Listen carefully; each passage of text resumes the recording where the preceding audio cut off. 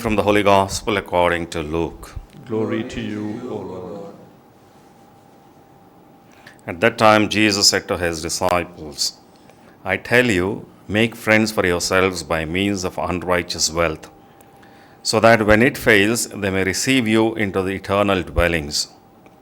One who is faithful in a very little is also faithful in much, and one who is dishonest in a very little is also dishonest in much.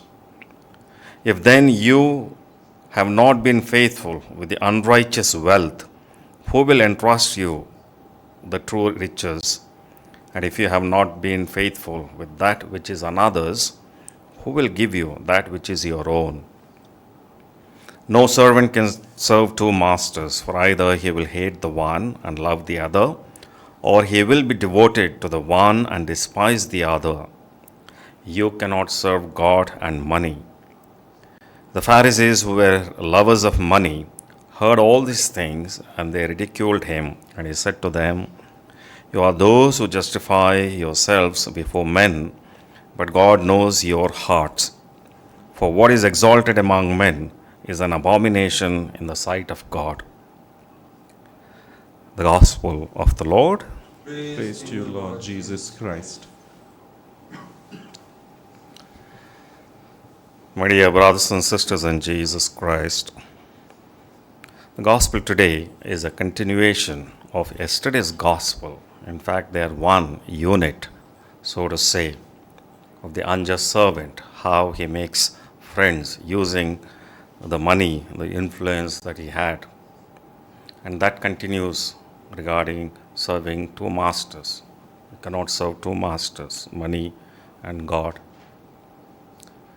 Taking this gospel as a unit, in the gospel, Jesus acknowledges the mindset of the world and how such people think and act. He also acknowledges that not everything is evil.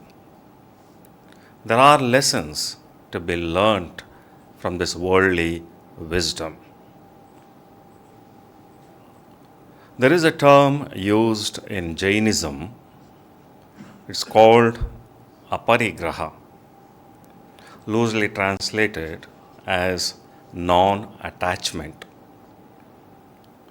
Detachment is a negative way of looking at it, but non-attachment is a positive way of looking at our life and how we need to deal with the worldly goods.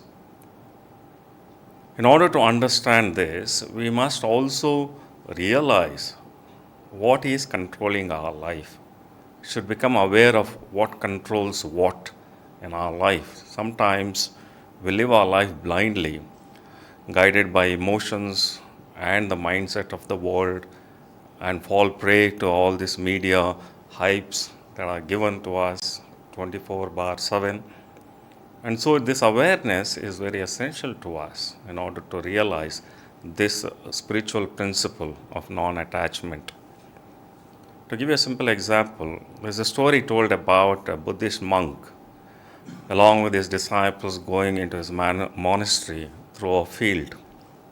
And there he notices a villager pulling the cow from the field to the village, to his house.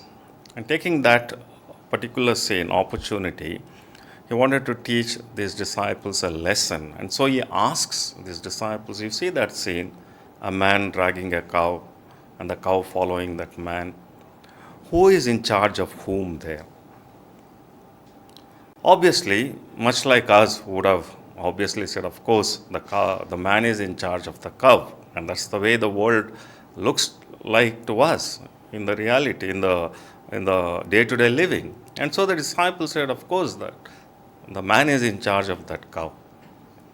And so this master, without a word, he went to that cow and that man, and without the knowledge of the man, just pulled the rope from the hand of that farmer, that villager, and gave one kick to that cow. And that cow ran back to the field. And immediately that man, the owner of that cow, the so-called owner of the cow, began to run after that cow. And now the master asked, you tell me, look at that scene. and you tell me who is in charge of whom. And that is the issue in dealing with worldly things, because sometimes without our own awareness, our own knowledge, we do not know which controls us, what controls us. And this is the reality of the worldly wisdom that Jesus is exposing it. And he says, yes, not everything is evil, but it can be, and it can become corruptive when it takes control of us, control of our actions, control of our thinking. Money can be a hard taskmaster if it takes control of us. And that is the lesson of the Gospels, the truth about aparigraha, non-attachment. Why this parable of the unjust servant was included in the Gospels, you might ask. It is because of the church's concern for the use of the temporal goods from the earlier times.